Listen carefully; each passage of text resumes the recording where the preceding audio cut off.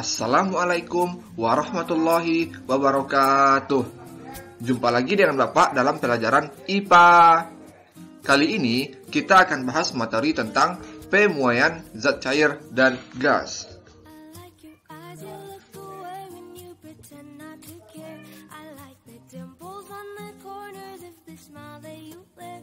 Adapun materi yang akan kita pelajari itu ada dua materi.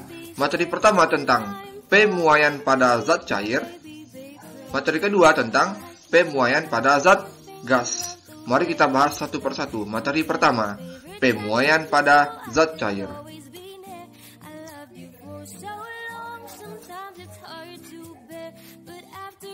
Pada zat cair hanya terjadi pemuaian volume saja. Apa itu pemuaian volume? Pemuaian volume adalah pertambahan volume suatu zat akibat peningkatan suhu. Kemudian, untuk menyelidiki pemuaian yang terjadi pada zat cair, itu dapat digunakan sebuah alat yang bernama labu didih. Jadi labu didih adalah alat untuk menyelidiki pemuaian pada zat cair. Nah, kemudian contoh pemuaian zat cair dapat kita lihat pada gambar berikut. Nah, ini ada sebuah termometer yang di dalamnya ada air raksa. Raksa merupakan zat cair. Nah, raksa ini awalnya dia menunjukkan skala 25 derajat Celcius. Artinya, suhu lingkungan sekitarnya adalah 25 derajat Celcius.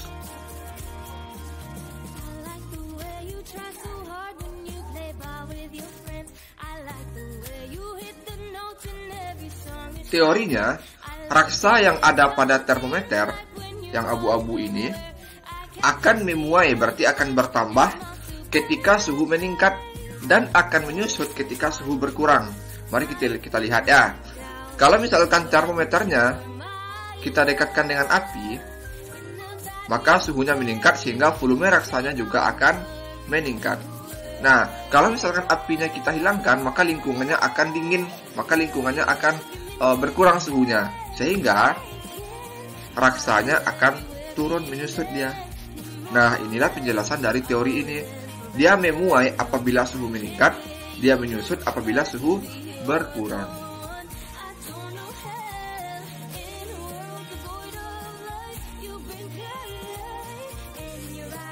Kemudian, rumus pemuaian volume. Tadi kan pemuaian volume itu bertambahnya volume. Nah, pertambahan volume itu dapat dihitung menggunakan rumus berikut. Delta V sama dengan V0 kali gamma kali delta T. Untuk mencari VT nanti, berarti luas totalnya setelah dipanaskan atau volume totalnya setelah dipanaskan sama dengan V0 tambah delta V. Nah, apa saja keterangan dari masing-masing rumus ini? Kalau V0 itu volume mula-mula, berarti volume sebelum dipanaskan. Delta V itu pertambahan volume, artinya berapa volume yang bertambah selama dipanaskan.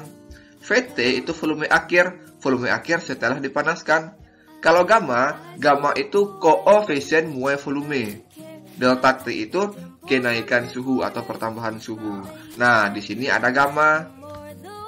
Nah, kalau misalkan nanti di soal gammanya tidak diketahui, maka gamma ini cara menghitungnya, gamma sama dengan 3 kali alfa, yang mana alfa ini adalah koefisien muai panjang yang telah kita bahas di pertemuan sebelumnya. Nah, mari kita bahas contoh soal berikut. Belum.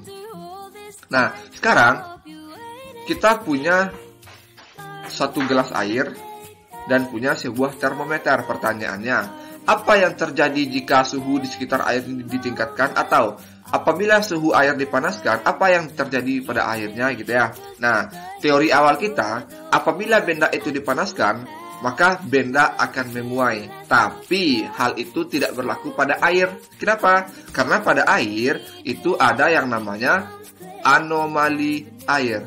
Apa itu anomali air? Mari kita bahas. Nah, jadi anomali air ini ada dua peristiwa di situ ya. Pertama, air akan menyusut ketika dipanaskan dari suhu 0 derajat Celcius hingga 4 derajat Celcius. Nah, aturannya kan seperti itu kan. Kalau misalkan dia dipanaskan, dia akan memuai. Tapi kalau pada air tidak berlaku. Kalau pada air, dia akan menyusut saat suhunya 0 sampai 4 derajat Celcius. Nah, mari kita lihat gambar berikut ya. Nah, kita lihat saat suhunya naik jadi 4 derajat Celcius, volume airnya berkurang. Nah, berarti dia menyusut dari suhu 0 sampai suhu 4 derajat Celcius. Kemudian kejadian kedua pada anomali air akan memuai ketika dipanaskan dari suhu 4 derajat Celcius hingga 100 derajat Celcius. Mari kita lihat gambar berikut. Nah, suhunya naik, volumenya meningkat. Berarti peningkatan suhu menjadikan airnya memuai. Nah, itulah dua peristiwa yang ada pada anomali air, menyusut saat suhu 0 sampai 4 derajat Celcius dan memuai saat suhu 4 derajat Celcius hingga 100 derajat Celcius. Nah, mari kita bahas contoh soal berikut. Sebuah gelas ukur berisi 500 ml raksa memiliki suhu 30 derajat Celcius. Koefisien muai panjang raksa adalah 0,00006 per derajat Celcius. Pertanyaannya, volume raksa setelah dipanaskan pada suhu 80 derajat Celcius adalah. Nah, sebagaimana biasa, sebelum kita bahas soalnya, kita bikin dulu diketahuinya.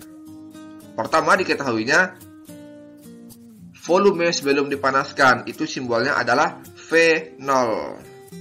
Kedua, ada suhu sebelum dipanaskan, simbolnya T1. Kemudian yang ketiga, ada koefisien muai panjang raksa, simbolnya adalah alfa.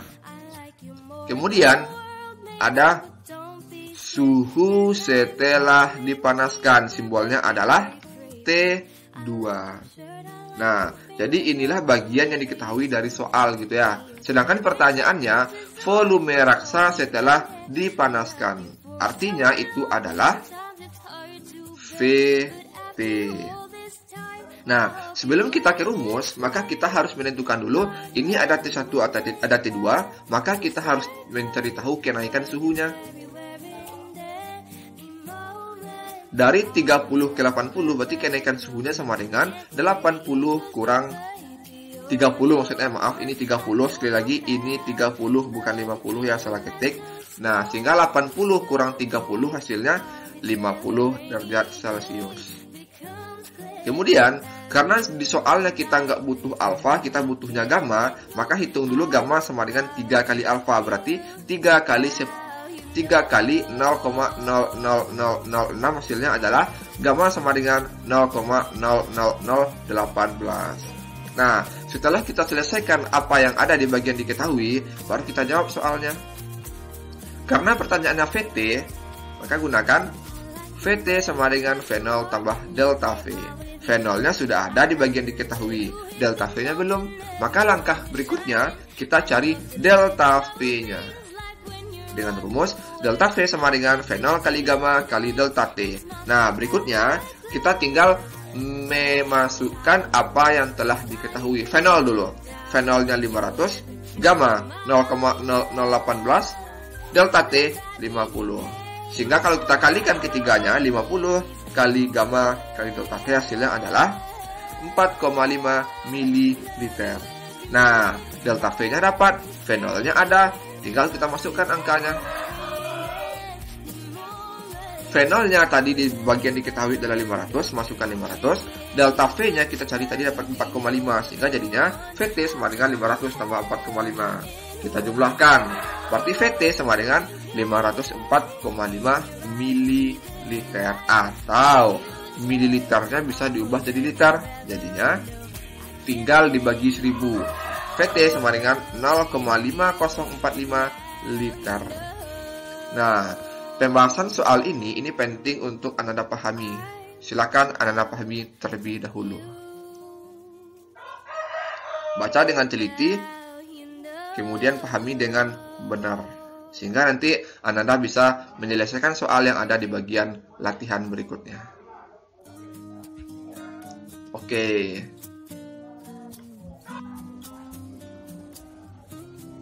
Nah, itulah materi pertama tentang pemuaian pada zat cair. Semoga Anda dapat memahaminya dengan mudah. Materi kedua tentang pemuaian pada zat gas.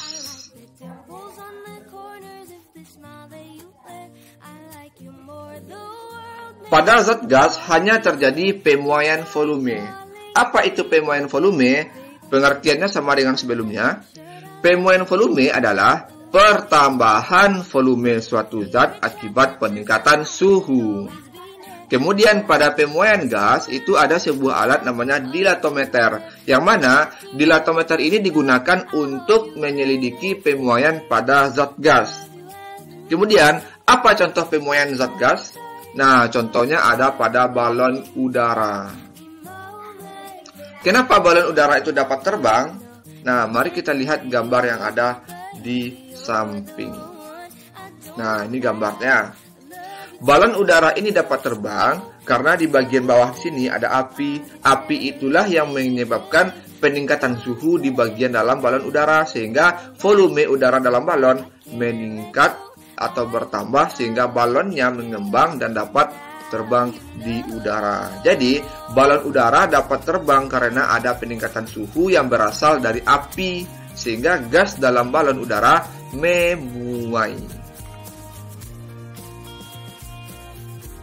Kemudian pada pemuaian gas itu berlaku sebuah hukum namanya hukum Charles, yang mana hukum ini berbunyi: jika sejumlah gas dalam ruang tertutup dipanaskan pada tekanan konstan, maka besar volume gas tersebut berbanding lurus dengan suhunya. Jadi kata kuncinya, sejumlah gas dalam ruang tertutup dipanaskan pada tekanan konstan. Berarti nanti volume gasnya itu akan berbanding lurus dengan suhunya. Kalau suhu meningkat, maka volume meningkat. Maka sebaliknya, jika suhunya menurun, maka volumenya berkurang. Sehingga dari bunyi hukum tersebut dapat kita rumuskan sebagai berikut. V1 per T1 sama dengan V2 per T2. Yang mana V1 adalah volume mula-mula sebelum dipanaskan, V2 adalah volume akhir setelah dipanaskan, T1 adalah suhu mula-mula sebelum dipanaskan, T2 suhu akhir setelah dipanaskan. Nah, di sini ada sedikit catatan. Suhu baik T1 maupun T2 satuannya harus dalam Kelvin. Sehingga nanti apabila di soalnya baru Celsius, maka kita harus mengkonversinya menjadi Kelvin. Mari bahas contoh soal berikut. Dalam ruang tertutup terdapat 240 ml gas nitrogen bersuhu 27 derajat Celcius. Kemudian gas nitrogen tersebut dipanaskan pada tekanan konstan hingga bersuhu 77 derajat Celcius. Pertanyaannya, volume gas nitrogen tersebut setelah dipanaskan adalah... Nah, seperti biasa, kita harus buat dulu diketahuinya.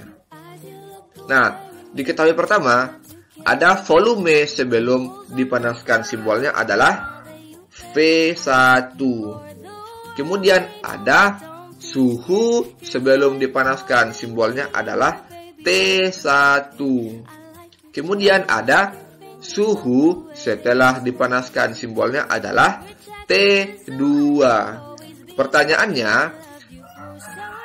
volume gas nitrogen setelah dipanaskan, berarti volume setelah dipanaskan, simbolnya V2.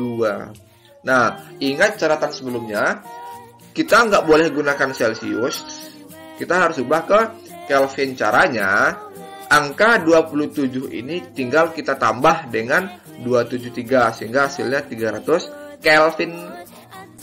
Ini juga Celsiusnya tinggal ditambahkan dengan 273, berarti 77 tambah 273 hasilnya 350 Kelvin. Nah, karena dua-duanya sudah Kelvin, baru kita masukkan ke rumus. V1 per T1 sama dengan V2 per T2. Tinggal masukkan angkanya. V1-nya itu 240, T1-nya 300, V2-nya ditanya, T2-nya 350. Sehingga 240 per 300 sama dengan V2 per 350. Nah, kemudian 240 dan 300 itu bisa kita perkecil angkanya, sama-sama dibagi 60. 240 bagi 64, 300 bagi 60 dapat 5. Sehingga 4 per 5 sama dengan V2 per 350. Kemudian, angka 5 dan 350 bisa kita perkecil, sama-sama dibagi dengan 5. 5 bagi 5 dapat 1, 350 bagi 5 dapat 70. Berikutnya tinggal kita kali silang.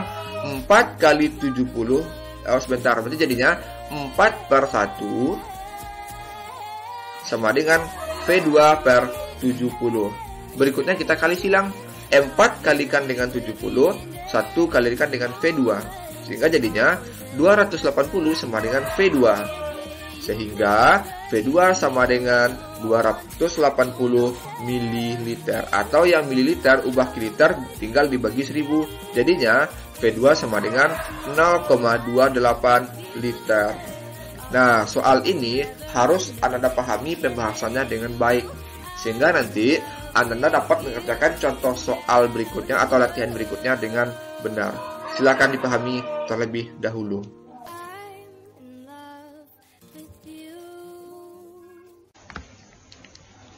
Nah, sekian dulu proses belajar kita pada pertemuan kali ini. Semoga dapat dipahami dengan mudah. Terima kasih atas segala perhatian. Mohon maaf atas segala kekurangan. Assalamualaikum warahmatullahi wabarakatuh. Tetap jaga kesehatan dengan cara sering mandi, sering cuci tangan dengan sabun, pakai masker apabila keluar rumah. Semoga pandemi ini cepat berlalu dan kita dapat belajar tatap muka.